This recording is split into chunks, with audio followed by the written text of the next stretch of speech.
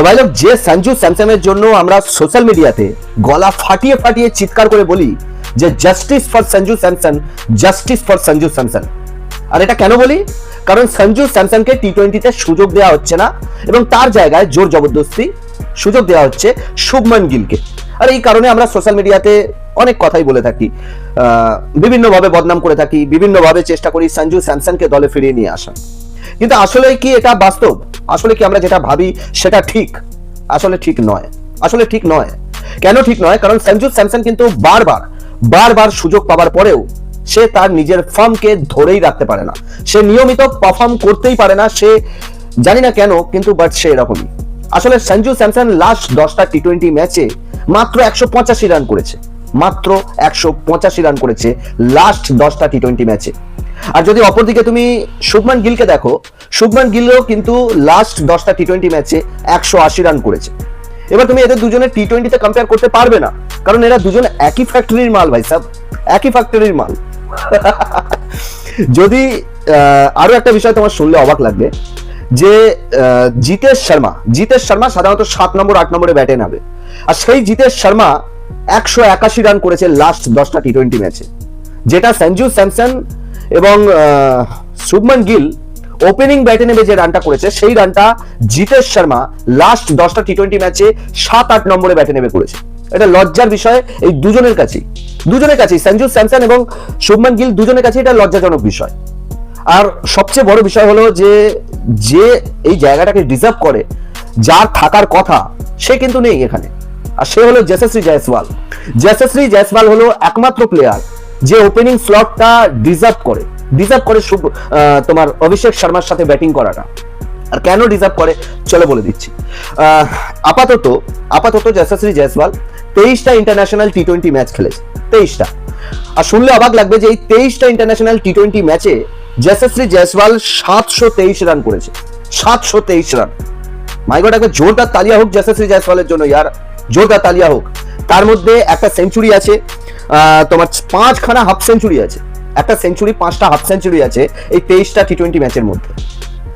অর্থাৎ ক্লিয়ার বোঝা যাচ্ছে যে সঞ্জু স্যামসন এবং শুভমান গিল এই দুজনেই কিন্তু ওপেনিং এর জায়গাটা ডিজার্ভ করে না, এরা দুজনেই ডিজার্ভ করে না। ডিজার্ভ যদি কেউ করে সে হলো একমাত্র যশস্বী জয়সওয়াল, যাকে জোর জবরদস্তি বলো বা যাই করি বলো না কেন জানি না, সত্যি আমি জানি না যে কেন যশস্বী জয়সওয়ালকে টি20তে সুযোগ দেওয়া হয় না।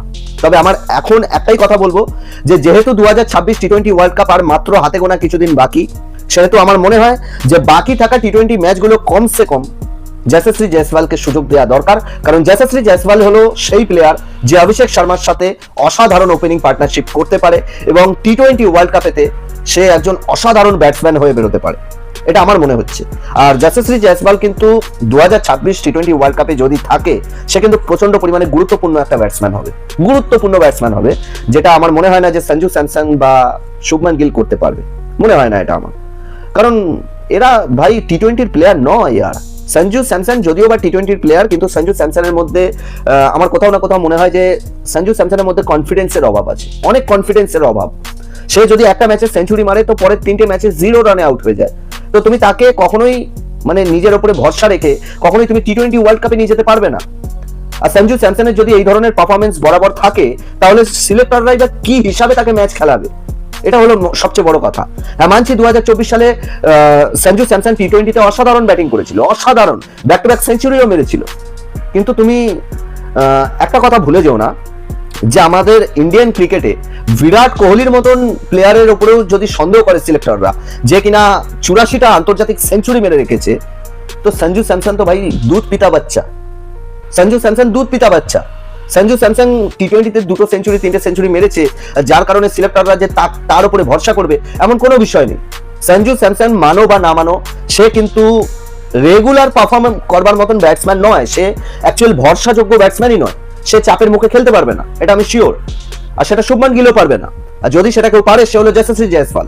সুতরাং টি20 ওয়ার্ল্ড কাপের জন্য যদি প্রস্তুতি ইন্ডিয়াকে নিতে হয়, তাহলে ওপেনিং এর জায়গায় অভিষেক শর্মা যেমন আছে তেমন থাকবে এবং তার সাথে ওপেনিং এ নামবে যশস্বী জয়সওয়াল, আর এটা খুব তাড়াতাড়ি করা অবশ্যই জরুরি। বাকি তোমাদের কি মনে হয় এই বিষয়ে অবশ্যই কমেন্ট করে জানিও। ভিডিও ভালো লাগলে লাইক কমেন্ট শেয়ার করো এবং সাথে চ্যানেলটাকেও সাবস্ক্রাইব করে নিও। ওকে, চলো টাটা বাই বাই, দেখা হচ্ছে নেক্সট কোনো ভিডিওর সাথে।